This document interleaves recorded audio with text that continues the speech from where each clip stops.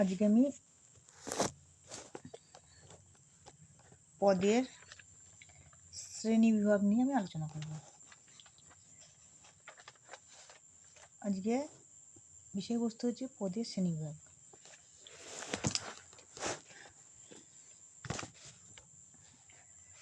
পদের শ্রেণী বিভাগ। পদকে আমরা কয় ভাগে ভাগ করা যায়? পদ হচ্ছে দুই ভাগে। পদকে আমরা দুই ভাগে ভাগ করব। আজ আমরা জেনেছি যে পদটা কি, যে শব্দের সঙ্গে বিভক্তি যুক্ত হয়ে যখন বাক্য ব্যবহারের উপযোগী হয়, শব্দের সঙ্গে যখন বিভক্তি যুক্ত হয়ে বাক্য ব্যবহারের উপযুক্ত হয়, তখন তাকে পদ বলবো। ঠিক আছে, আমরা এগুলো নিয়ে আগে ডিটেলস আলোচনা একটু করেছি। এরপর আমরা পদের শ্রেণীবিভাগ করবো, মানে পদকে কয় ভাগে ভাগ করা যায়।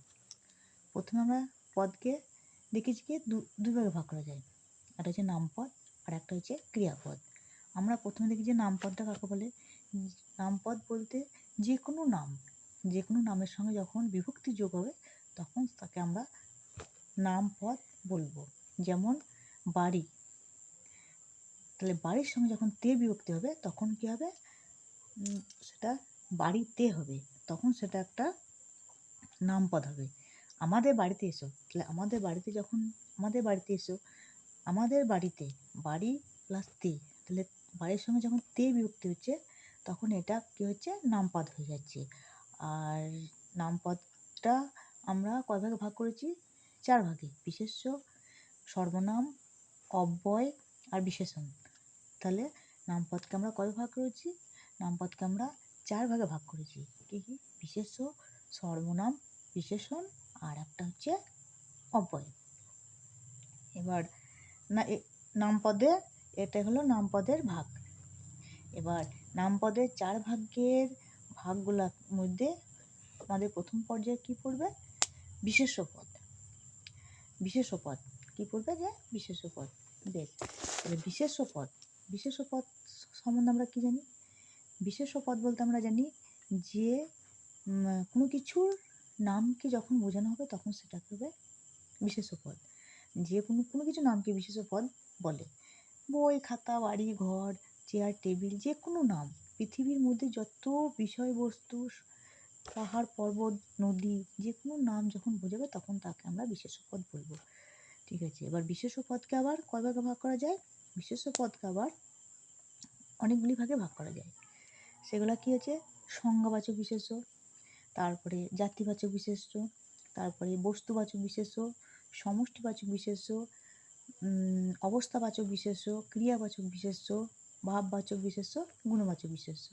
তাহলে আবার বিশেষ্য পদকে তার আবার ভাগ আছে, সেগুলোর মধ্যে আবার বিষয়বস্তু আছে এবং সেগুলো কিছু ডিটেলস বোঝানোর ব্যাপার আছে। বিশেষ্য পদকে অনেকগুলি ভাগে ভাগ করা যায়। বেশ, তাহলে তার মধ্যে প্রথমটা কি পড়ছে? সংজ্ঞা। তাহলে বিশেষ্য পদকে আমরা প্রধানত প্রথম ভাগটার নাম হচ্ছে সংজ্ঞাবাচক, মানে যে কোনো সংজ্ঞার নাম বোঝালে আমরা তাকে সংজ্ঞাবাচক বিশেষ্য পদ বলবো। প্রথমে আমরা জেনে নেব যে বিশেষ্য পদ কাকে বলে। তাহলে প্রথমে আমরা জেনে নেব যে বিশেষ্য পদ কাকে বলে। তাহলে বিশেষ্য পদ কাকে বলে এইটাকে জানতে গেলে প্রথমে কি জানবো, যে পৃথিবীতে যত কিছু জীবজন্তু, বিষয়বস্তু, পাহাড়, পর্বত, নদী, সমস্ত কিছুর নাম, তাদেরকে সেই সমস্ত কিছুর নামকে আমরা বিশেষ্য পদ বলবো। পাহাড়, পর্বত, নদী, ঘর, বাড়ি, যে কোনো নাম বোঝাইলে আমরা সেগুলোকে বিশেষ্য পদ বলে গণ্য করব। এবার বিশেষ্য পদকে আবার কতগুলি ভাগে ভাগ করা যায়। প্রথমটা কি? সংজ্ঞা। সংজ্ঞাবাচক বিশেষ্য পদ কাকে বলে এটাকে আমরা প্রথমে আলোচনা করতে হবে যে সংজ্ঞাবাচক বিশেষ্য পদ কাকে বলে। সংজ্ঞাবাচক বিশেষ্য পদ যা কোনো নির্দিষ্ট ব্যক্তি, যেমন বই, জায়গা, দেশ, নির্দিষ্ট ব্যক্তি, বই, নির্দিষ্ট জায়গা, তারপরে পাহাড়, পর্বত, নির্দিষ্ট করে যাকে বোঝাবে সেটা হচ্ছে সংজ্ঞা। সংজ্ঞা মানে যে একটা নির্দিষ্ট করে বোঝানো হবে সেটা হচ্ছে সংজ্ঞাবাচক। বিশেষ্য পদের আবার কতগুলো ভাগ আছে, তার মধ্যে হচ্ছে সংজ্ঞাবাচক বিশেষ্য। সংজ্ঞাবাচক বিশেষ্য পদ বলতে যে কোনো কিছু নির্দিষ্ট সংজ্ঞা করে যেটা বোঝানো হবে সেটা হচ্ছে সংজ্ঞাবাচক বিশেষ্য পদ। বলছে কীরকম, যে সংজ্ঞাবাচক বিশেষ্য পদ বলছে যে আমি বাঙালি, একটা উদাহরণ দিচ্ছি, আমি বাঙালি, বাস করি সেই তীর্থ বরদ বঙ্গে। তাহলে বঙ্গ মানে কি? এখানে আমরা কোটেশনটা কী রাখবো? বঙ্গ। আমরা কী রাখবো? বঙ্গ। তাহলে কী বলছি? যে আমরা বাঙালি, মানে আমরা হচ্ছে বাঙালি, কী হয়? বাস করি সেই তীর্থে বরদ বঙ্গে, মানে আমরা বাঙালি বাস করি যে বরদ, আমাদের গর্বের সঙ্গে আমরা বঙ্গে আমরা বাস করছি। তাহলে এখানে বঙ্গে মানে হচ্ছে কি? বঙ্গ মানে হচ্ছে এখানে বঙ্গ মানে হচ্ছে বাংলায়। তাহলে আমি কি লিখবো? যে আমরা বাঙালি বাস করি তীর্থে বরদ বঙ্গে, মানে আমরা বাঙালি, আমরা এখানে বাংলাতে আমরা তীর্থে আমরা বাস করি। তাহলে এই যে বঙ্গে কথাটা এখানে কী বলেছে? যে বঙ্গ। তাহলে বঙ্গ যেটা বোঝানো হচ্ছে, এটা কোনো একটি নির্দিষ্ট আমাদের, বঙ্গ মানে বাংলা, পশ্চিমবাংলা, ভারতবর্ষ একটা দেশ, ঠিক আছে? তাহলে নির্দিষ্ট করে আমাদেরকে কি বোঝানো হয়েছে? বঙ্গে মানে পশ্চিম বাংলায়। তাই নির্দিষ্ট করে যখন কোনো কিছুকে বোঝানো হবে তখন সেটা হবে সংজ্ঞাবাচক বিশেষ্য। সেটা বিষয়বস্তু হোক, কোনো দ্রব্যজাত বস্তুই হোক, কোনো কিছুই হোক, সেটাকে আমরা সংজ্ঞাবাচক বিশেষ্য পদ বলবো। তাহলে বিশেষ্য, সংজ্ঞাবাচক বিশেষ্য পদ কাকে বলে? যে কোনো কিছু নির্দিষ্ট করে যখন সংজ্ঞাকে দেওয়া হয় তখন সেটা হচ্ছে সংজ্ঞাবাচক বিশেষ্য পদ। ক্লিয়ার? আর এবার যে শ্রেণীবাচক, আমরা সংজ্ঞাবাচকটা জেনে যাবো যে নির্দিষ্ট করে বোঝানো হচ্ছে, কিন্তু শ্রেণীবাচক মানে কি? শ্রেণীকে বোঝানো হবে। শ্রেণী বলতে শ্রেণীবাচক বিশেষ্য পদ, শ্রেণীবাচক বিশেষ্য পদ। এটাকে আমরা কীভাবে বুঝবো যেটা শ্রেণীবাচক? শ্রেণী বলতে পারে মানুষ এক ধরনের শ্রেণী, মানে শ্রেণীবাচক বলতে হচ্ছে বা জাতিবাচক। তাহলে জাতিকে বোঝানো হতে পারে, শ্রেণীকে বোঝানো হতে পারে। তাহলে যে বিশেষ্য পদের দ্বারা বস্তু, ব্যক্তি, প্রাণী, সমগ্র জাতি বা শ্রেণীকে বোঝানো হয়। যেমন মুসলমান এক জাতি, তাহলে মুসলমান, হিন্দু, মুসলিম, তাহলে জাতিকে বোঝানো হচ্ছে। তাহলে এটা হচ্ছে শ্রেণীবাচক। তাহলে যেখানে আমরা শ্রেণী, জাতি, গোষ্ঠী দেখবো সেটা হচ্ছে শ্রেণীবাচক বিশেষ্য পদ। এক গায়ে আমরা সেটাকে লিখে দেবো যেটা শ্রেণীবাচক। জাতি হিন্দু, মুসলিম, খ্রিস্টান, বৌদ্ধ, যেখানেই দেখবো এখানে আমরা একটা দিয়েছে সবার উপরে শ্রেণীবাচক মানে জাতি, শ্রেণীকে বোঝানো। সবার উপরে মানুষ সত্য, এখানটা করে যদি পদ বিশ্লেষণ করতে দেওয়া হয় তাহলে উপরে মানুষের তলায় দাগ দিল, এটা কোন বাচক বিশেষ পদ? আমাকে যখন বার করতে বলবে তখন আমি কী করব? যে এখানে কি লেখা আছে? এখানে লেখা আছে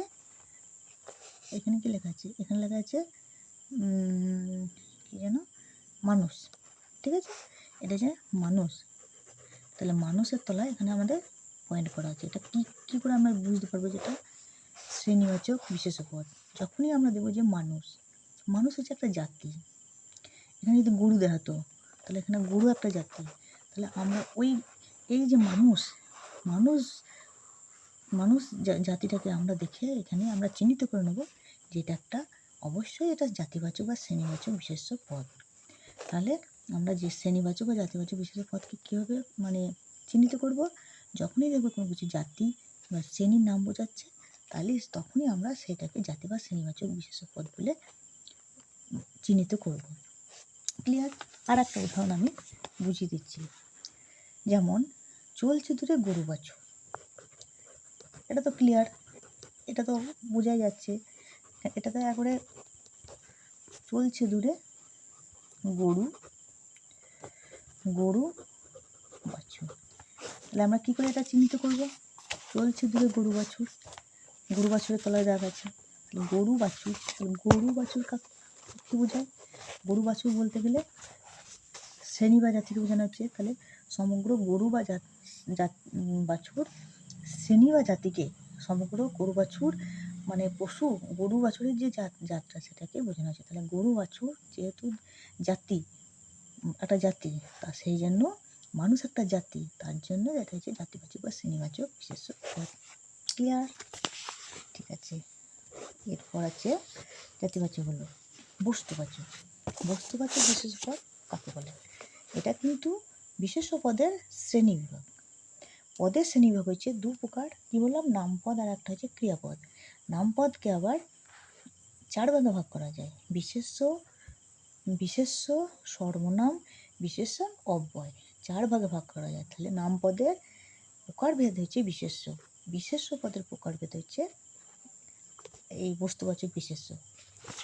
তাহলে বস্তুবাচক বিশেষ্য পদটা আমরা কাকে বলি? বস্তু মানেই যে কোনো বস্তু, দ্রব্য, মূল্যকে আমরা বোঝাবো। বস্তুবাচক বিশেষ্য পদ কাকে বোঝাবো? যে বস্তুবাচক বিশেষ্য পদ। যে বিশেষ্য পদ দ্বারা কি হবে? যে বিশেষ্য পদ দ্বারা সাধারণভাবে কোনো কিছু জিনিসের নাম বোঝাবে। বস্তু মানেই জিনিস, দ্রব্য মানেই বস্তু। তাহলে আমরা সাধারণত বুঝে নেবো যে বস্তু বলতে যে কোনো বস্তুর নাম, জড় বস্তুর নাম বোঝাবে। তাহলে বস্তুবাচক বলতে, বস্তুবাচক মানে বস্তুর নাম, যে কোনো বস্তু, দ্রব্য হতে পারে, যে কোনো বস্তুবাচক মানে বস্তুর নাম বোঝালে। কীরকম? আমি একটা উদাহরণ দিয়ে বুঝিয়ে দিচ্ছি। বস্তুর নাম বোঝালে বস্তুবাচক। একটা নাম যেমন পিঁপড়েরা চিনির সন্ধানে ঘুরে বেড়াচ্ছে। তাহলে এখানে পিঁপড়েরা, পিঁপড়েরা চিনির সন্ধানে, মানে চিনিটা হচ্ছে দ্রব্যমূল্য, চিনির সন্ধানে ঘুরে বেড়াচ্ছে। বেশ, তাহলে এখানে আমার চিনির তলা হচ্ছে দাগ। এই উদাহরণটা একবার ভালো করে দেখে নিন। উদাহরণটা কি? যে এখানে কি বলেছে, একটু জুম করি। এখানে কি বলেছে যে এখানে হচ্ছে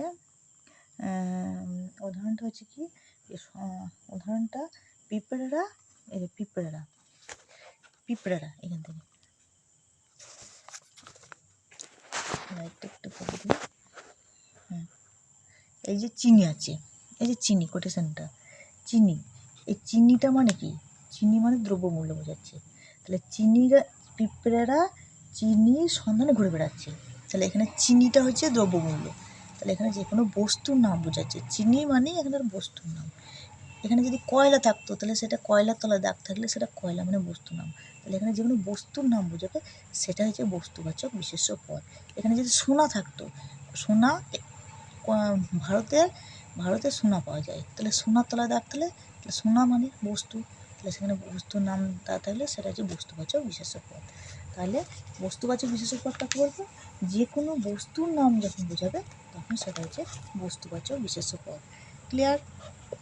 ওকে, তারপরে হচ্ছে সমষ্টি। সমষ্টি মানে কি? সমষ্টি মানে হচ্ছে, সমষ্টি কথার অর্থ কী?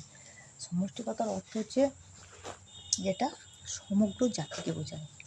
সমগ্র জাতি, সমষ্টি মানে মুষ্ঠ, যেটা বলছে, যেটা যেটা একটা হাতের মধ্যে যদি একটা মিষ্টি গোল করা হয়, কী হবে? মুষ্ঠর মতো হয়ে যাবে। সেরকম সমগ্র, সমগ্র মানে সমষ্টিকে বোঝাচ্ছে, সমগ্র গোলকে বোঝাচ্ছে। তাহলে সমষ্টিবাচক বিশেষ্য পদ মানে হচ্ছে সমষ্টিকে বোঝাচ্ছে। তাহলে সমষ্টি মানে কি? সমষ্টি মানে জাতিবাচক বিশেষের সমষ্টিকে, যে বিশেষ্য পদ দ্বারা জাতিবাচক মানে জাতিবাচকের যে সমষ্টিটা, সেই সমষ্টিটাকে কিন্তু সমষ্টিবাচক বোঝাচ্ছে। কীরকম সমষ্টি বলবো? সমষ্টিবাচক মানে কীরকম বোঝাবো? তাহলে জাতিবাচকের যে জাতির নাম কি, যেমন গরু, বাছুর, মানুষ, কুকুর, শিয়াল, এগুলো একটা জাতি। কিন্তু সমষ্টিবাচক বিশেষ্য পদ কি? জাতির সমষ্টিকে বোঝাচ্ছে। কীরকম? ক্লিয়ার? জাতির সমষ্টিকে বোঝাচ্ছে মানে আমি একটা উদাহরণ দিয়ে বুঝিয়ে দিচ্ছি যে সমষ্টিবাচক বিশেষ্য পদ যেমন বিপুল, হ্যাঁ, বিপুল জনতা, বিপুল জনতা কি করে? চলে নানা পথে, নানা দলে, দলে। ঠিক আছে, তাহলে এখানে হচ্ছে কোথায় দলে দলে, এখানে জনতা একটা আর একটা দলে দলে একটা, তলায় দাগ আছে। ঠিক আছে, তাহলে কি বললাম যে জনতা কি করছে এখানে সমষ্টিবাচক, মানে এখানে জনতার তলায় দাগ আছে। কার তলায় দাগ আছে এখানে? এখানে কার তলায় দাগ আছে? জনতা। এটা হচ্ছে জনতা, এখানে জনতা তলায় দাগ আছে। তাহলে হ্যাঁ, এখানে বোঝা যাচ্ছে দেখি জনতাটা কোনটা আছে। হ্যাঁ, এখানে এটা জনতা। তাহলে জনতা মানে কি? যেখানে বিপুল ঝাঁককে বোঝাচ্ছে। তাহলে আমরা সমষ্টিবাচক বিশেষ্য পদ কাকে বলবো? যেখানে বিপুল ঝাঁককে বোঝাবে। যেমন জাতিবাচক মানে পাখি বোঝাচ্ছে, কিন্তু পাখির যে ঝাঁকটা সেটা হচ্ছে সমষ্টি, সেটা হচ্ছে সমষ্টিবাচক বিশেষ্য পদ। তাহলে সমষ্টিবাচক বিশেষ্য পদ কি? যেটা এক ঝাঁক সমষ্টিকে বোঝাবে, সেটা জাতির এক ঝাঁক সমষ্টিকে বোঝাবে, সেটা পাখি হোক বা মানুষই হোক, গরু হোক, বাছুর হোক। যেমন উজ্জ্বল এক ঝাঁক পায়রা, তাহলে পায়রা কিন্তু একটা জাতি, পায়রা মানে একটা জাতি, পাখির নাম। পায়রার ঝাঁকটাকে হয়েছে সমষ্টিবাচক বিশেষ্য পদ। পায়রার যে ঝাঁকটাকে আমরা সমষ্টিবাচক বিশেষ্য পদ বলে গণ্য করব। আর সংখ্যাবাচক মানে যেটা সংখ্যা বোঝাবে, যেটা 1 2 3 4, আমি একটা উদাহরণ দিয়ে বুঝিয়ে দিচ্ছি সংখ্যাবাচক বিশেষ্য পদটা। তারপর এই 10টা বছর কি না করেছেন পটলবাবু, যে 10টা সংখ্যা বোঝাচ্ছে, যেখানে 1 2 5 6 বছর এসব বোঝাবে, সেটা হচ্ছে সমষ্টিবাচক সংখ্যাবাচক। সংখ্যা মানে 1 2 3 4 5 6 এসব থাকবে। আর গুণবাচক মানে যেটা মানুষের দয়া মায়া এসব গুণ বোঝাবে, সেটা হচ্ছে গুণবাচক। যেমন কি উদাহরণ? ছেলেটির সাহস দেখে অবাক। তাহলে গুণটা তো শুধু মানুষের শরীরের মধ্যেই পাওয়া যায়, অন্য কিছু তো পাওয়া যায় না। মানুষ হোক, পশু পাখির মধ্যেও আছে, অল্প আছে, কিন্তু যেটা যে বিশেষ্য পদ প্রাণী বা বস্তুর দোষ গুণ প্রকৃতি বোঝায়, তাকে গুণবাচক বিশেষ্য পদ বলা হয়। তাহলে প্রাণী বা বস্তুর হতে পারে, যেমন লাল লাল লাল লাল রঙের বাড়ি, এটা প্রাণী, এটা বস্তু। বাড়িটা কেমন? বাড়িটা তো বস্তু। তাহলে বাড়িটা কেমন? বাড়িটা লাল রঙের। তাহলে লাল রঙের মানে ভালো গুণ বোঝাচ্ছে। বাড়িটা বস্তু, বাড়িটার ভালো গুণ বোঝাচ্ছে। তাহলে গুণবাচক বিশেষ্য পদ কাকে বলে? যে বিশেষ্য পদ দ্বারা প্রাণী বা বস্তুর দোষ গুণ অবস্থা পরিমাণ বোঝায়, তখন তাকে গুণবাচক বিশেষ্য পদ বলে। আজকে পর্যন্ত, আবার পরের দিন দেখা হবে। ওকে, বাই।